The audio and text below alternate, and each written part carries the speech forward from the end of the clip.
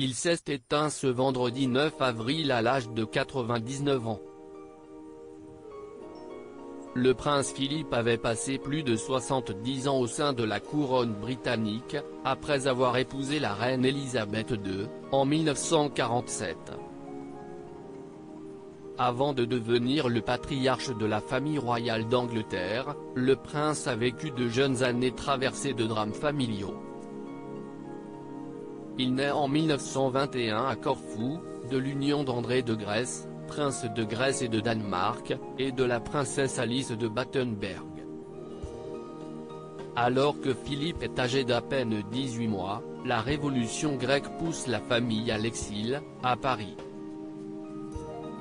En 1930, la mère du prince, diagnostiquée schizophrène, se met à entendre des voix et se retrouve internée dans un centre psychiatrique alors que le garçon n'a que 9 ans.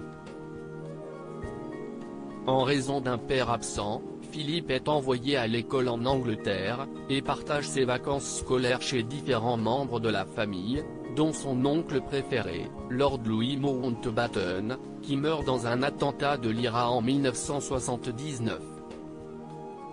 En raison de son jeune âge et du fait qu'il soit le seul garçon, Philippe grandit séparé de ses 4 sœurs aînées, Margarita, Théodora, Cécilie et Sophie. Sur les 4, 3 d'entre elles épousent des aristocrates allemands affiliés au parti nazi. Le prince Philippe ne retrouve sa famille qu'à l'enterrement de sa sœur Cécilie, en 1937.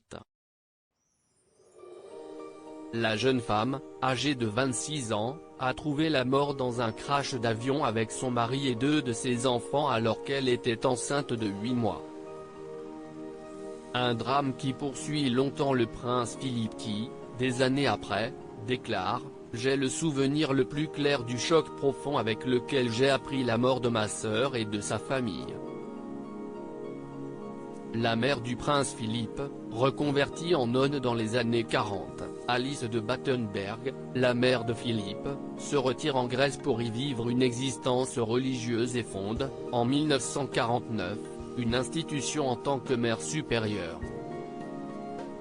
En 1967, alors qu'un coup d'État frappe la Grèce, le prince Philippe et la reine Elisabeth II font envoyer un avion pour rapatrier Alice de Battenberg, qui s'installe alors à Buckingham Palace jusqu'à sa mort 2 ans plus tard, en 1969. Juste avant sa mort, cette dernière écrit à son fils, « Très cher Philippe, sois courageux, et rappelle-toi que je ne te quitterai jamais, et que tu me trouveras toujours quand tu auras le plus besoin de moi. Tout mon amour dévoué, ta vieille maman ».